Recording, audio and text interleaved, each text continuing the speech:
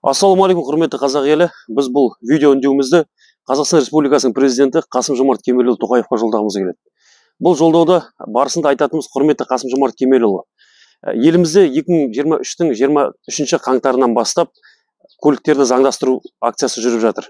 Бұл көліктерді заңдастыру акциясы деп айтқаннан көрі, көліктерді шын, нақты, заңды көліктерді тіркеу деп айтуға болады. Және бұл коррупцияны дамыту акциясы деп айта аламыз, ешқандай қорықпай.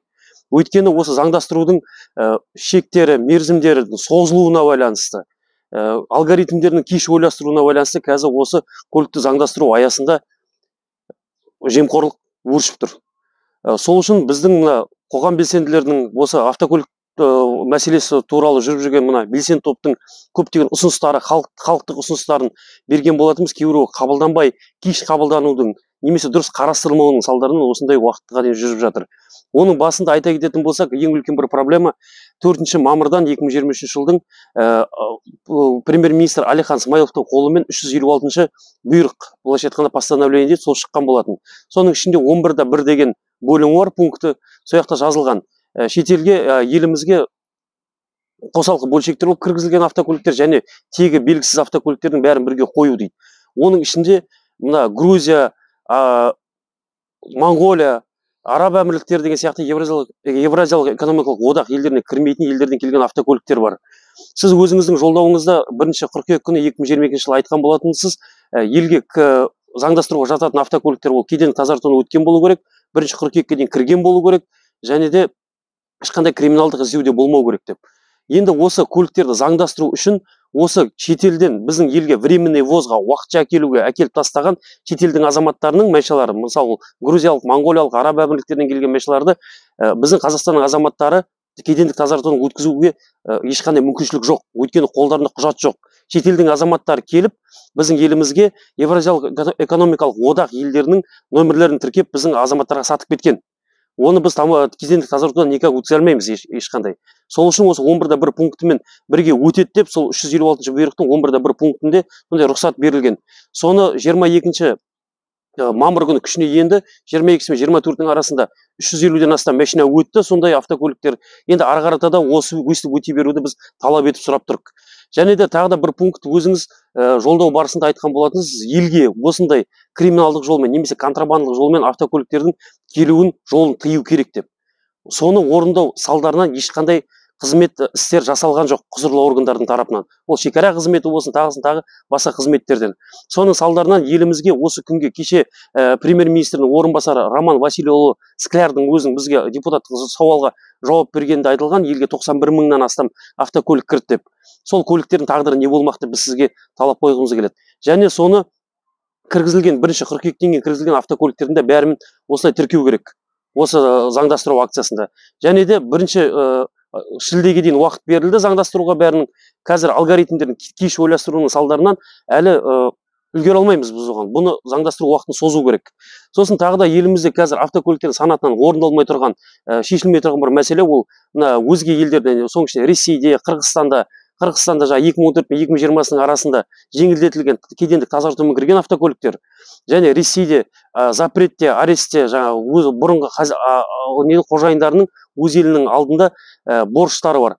Соны біздің Қазақстанның азаматтарына төлеп, соны барып шешіп беріңіздер деген сияқты тағы да қосымша шектеулер көрсетіліп жатыр. Осындай шектеулердің көп болуына байланысты елімізде жемқорлық өршіп тұр қазір осы заңдастыру акциясының барысында. Біз Қазақстанның азаматтары өзіміздің елімізде 4-5 жыл жүрген машиналарды заңдастырғымыз келеді.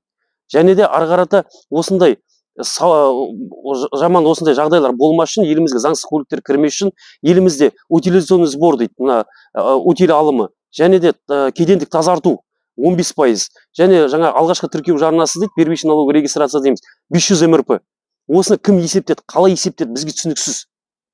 Құрметті Қасым-Жомарт Кемелұлы, осылардың осы бір қолдан жасалған барьерлердің бәрін алып тастап, утиль сборды алып тастап, алғашқы тіркеу жарнасын 6 МРП-ға түсіргізіп, және де кедендік тазартуды 3%-ға дейін түсіруді біз талап етеміз. Өйткені біздің елімізге ондай автокөліктердің келуі шетелден, ол жолымызда қауіпсіздікті қамтамасыз етеміз. Еліміздің автопаркін жаңартамыз. Және де сельхоз арнайы спецтехникалардың бәрінің келуі, ол елімізде көптеген продукцияның, ішіп жем тамақтардың, өнімдердің, перевозканың бәрінің арзандауына әкеліп соғады. Сол үшін осындай біз талап қойып отырып.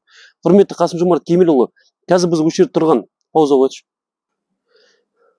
Құрметті Қасым-Жомарт Кемелұлы, қазір біз осы жерде тұрған бір 5-6 адам деп, ол кісілердің талабы не болады деген сияқты ондай әңгіме болмай ақ қойсын. Құрметті билік өкілдері де бәріңізге айтатынымыз, бұл жерде келіп тұрған әрбір топтың WhatsApp чаттардағы, Telegram чаттардағы бір админдары, осы кісілердің арттарында 1000-2000 мыңдаған адамдар бар. Егер де біздің нақты сөзімізді адам санымен нақтылайтын болсақ, бізге жаңадан шыққан заң бойынша шақыруға, призыв жасауға дейді, былайша айтқанда, соның бәрін тыйымдарын алып тастаңыз, біз сізге керек пе, жинаптай береміз. Артымызда қанша адам бар екен, бұл сөздің артында қанша адам қолдап отырғанын бәрін өзіңізден көре аласыз. Біз қазір қоғамдық тәртіпті бұзбас үшін, былайша айтқанда, скопление людей дейді ғой, бір жерге көп адамдардың көп шоғырланбауын қамтамасыз ету барысында әрбір топтың админдарын ғана шақырып тұрып осы жерге. Осы кісілермен бірге біз талап қойып тұрып. Біздің еліміздегі осы қазір заңдастыру акциясы кезінде сіз қойған басты талаптарды орындауға және оны орындау жолдарын істеуге ешқандай мүмкіндіктер туғызылған жоқ. Немесе туғызылса кеш туғызылып жатыр. Сол үшін қайталап айтамыз. Заңдастыру акциясы қазір жемқорлық акциясына айналып бара жатқан жайы бар.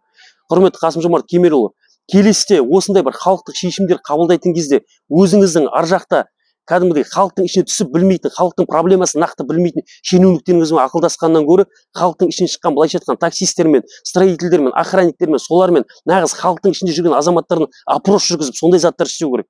Сіздің шенеуніктер қасыңыздағы, олар сізге дұрыс жеткізіп отқан жоқ информацияны. Мағлұмат дұрыс келмейді. Содан біз талап ететініміз бүкіл легализацияның мәселесін түбегейлі шешіп, бәрін тіркеуге қою.